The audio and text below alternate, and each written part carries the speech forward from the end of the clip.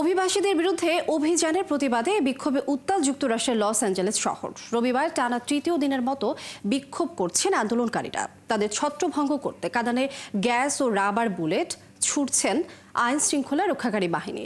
মার্কিন president Donald Trump সতর্ক করে বলেছেন, যতদিন বিক্ষোভ চলবে ততদিন সব জায়গায় সেনা থাকবে। ট্রাম্পের এমন পদক্ষেপের সমালোচনা করে একে ক্ষমতার উদ্বেগজনক অপব্যবহার বলেছে বিরোধী দল ডেমোক্র্যাট। সৃষ্টি ঘটকের প্রতিবেদন। এবার দাবানলে নয়, বিক্ষোভকারীদের আগুনে জ্বলছে যুক্তরাষ্ট্রের ক্যালিফোর্নিয়ার লস অ্যাঞ্জেলেস শহর। অভিবাসন বিরোধী অভিযানের বিরুদ্ধে রবিবার টানা তৃতীয় দিনের মতো আন্দোলনে নেমেছেন হাজারো মানুষ। এদিন ভোর থেকেই লস অ্যাঞ্জেলেসের রাস্তায় বিক্ষোভকারী ও নিরাপত্তা বাহিনীর মধ্যে তুমুল সংঘর্ষ হয়। এ সময় বেশ কয়েকটি গাড়িতে আগুন ধরিয়ে দিয়েছে আন্দোলনকারীরা। পাশাপাশি একটি প্রধান সড়ক বন্ধ করে দিয়েছে তারা। এই বিক্ষোভ দমনে রাজপথে অবস্থান নিয়েছে ন্যাশনাল গার্ডের সদস্যরা। ক্যালিফোর্নিয়া পুলিশ জানিয়েছে, বিক্ষোভকারীরা তাদের লক্ষ্য করে ইট, পাটকেল, ভাঙা বোতল সহ নানা কিছু ছুড়ছে। এই অবস্থায় বেশ কয়েকজন আন্দোলনকারীকে গ্রেপ্তার করেছে ন্যাশনাল গার্ডের সদস্যরা। প্রশাসন শহরের মানুষের জন্য এসব করছে না, নিজেদের ক্ষমতা ধরে রাখতে এসব করছে। নথিবিহীন অভিবাসীরাও প্রতি বছর বিপুল পরিমাণ ট্যাক্স দেয় সরকারকে।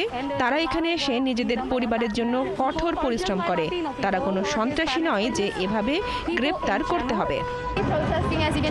তারা অন্যায়ভাবে অভিযান চালিয়ে কর্মজীবী মানুষদের গ্রেপ্তার করছে। তাদের সঙ্গে জঘন্য আচরণ করা হচ্ছে। আর প্রশাসন নিজেদের নাগরিকদের বিরুদ্ধে সেনাদের দাঁড় করিয়ে একটি গৃহযুদ্ধ বাঁধানোর পথে আছে। এদিন বিক্ষোভকারীদের শান্ত থাকার আহ্বান জানিয়েছেন ক্যালিফোর্নিয়ার গভর্নর গ্যাভিন নিউসম।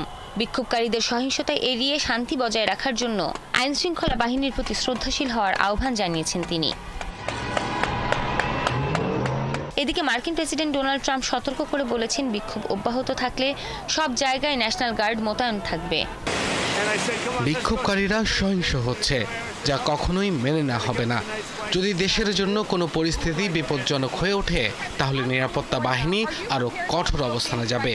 সবখানে সেনা মোতায়েন করা হবে। বাইডেনের আমলে দেশে যে অরাজকতা চলেছে, তা আমাদের সময় চলবে না।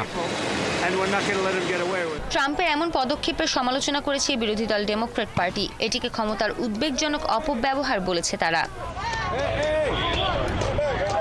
সৃষ্টি ঘটক, ৭১।